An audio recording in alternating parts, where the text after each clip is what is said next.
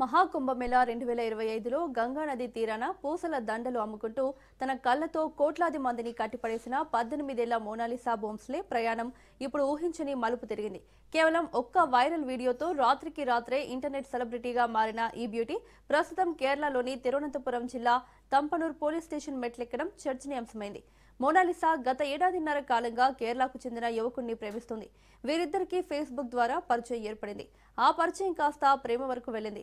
అయితే వీరిద్దరి మతాలు, ప్రాంతాలు వేరు కావడంతో మోనాలిసా కుటుంబం వీళ్ల పెళ్లికి ససేమిరా ఒప్పుకోలేదు.